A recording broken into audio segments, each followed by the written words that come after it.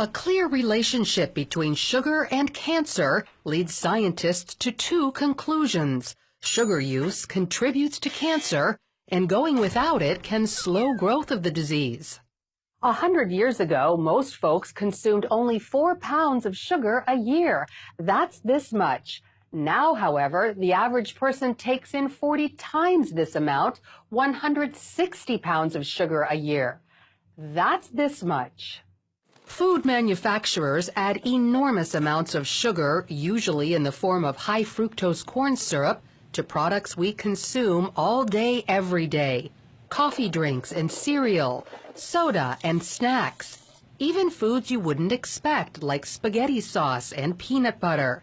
This tiny container of yogurt contains more sugar than a candy bar.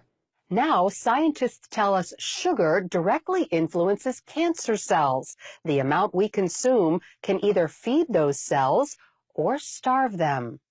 In a landmark study, researchers at UT-MD Anderson Cancer Center fed mice high fructose corn syrup in percentages equal to what many humans consume. Those mice developed higher rates of lung and breast cancer compared to mice fed less sugar. The study also tells us something about people who already have cancer. One researcher said a lot of patients are told it doesn't matter what you eat after you are diagnosed with cancer. This preliminary animal research suggests that it does matter.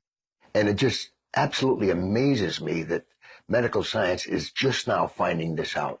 Fred Hatfield knows firsthand sugar intake matters after a cancer diagnosis. Back in 2012, his diagnosis was basically a death sentence. The doctors gave me 3 months to live because of widespread metastatic cancer in my skeletal structure. 3 months. 3 different doctors told me that same thing. It's a horrible, horrible feeling to have someone tell you that the person that you love only has 3 months to live and you're not going to be with him anymore. Then Fred heard about a low-sugar diet called the ketogenic diet, believed to slow cancer in some people. With nothing to lose, he gave it a try, and to his astonishment, it worked. And the cancer was gone, completely. Fred's recovery didn't surprise Dr. Dominic D'Agostino. His team at the University of South Florida discovered mice with highly aggressive metastatic cancer continued living when fed a ketogenic diet. We have dramatically increased survival with metabolic therapy. So we think it's important to get this information out. And it's not just lab animals. Dr. D'Agostino has seen similar results in humans.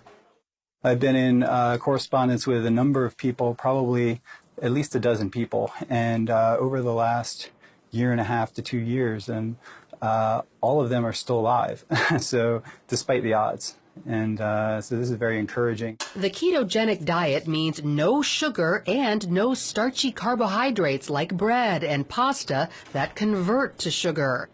D'Agostino says cancer cells love sugar and starch because cancer thrives on the glucose from those foods. Remove the glucose and starve the cancer cells. Glucose also fuels our healthy cells, but if it's not there, those cells can switch to an alternate fuel source called ketone bodies. Cancer cells only run on glucose. Your normal cells have the metabolic flexibility to adapt from using glucose to using ketone bodies, but cancer cells lack this metabolic flexibility, so we can exploit that. Since processed food contains so much sugar and starch, people following the ketogenic diet tend to cook whole foods from scratch.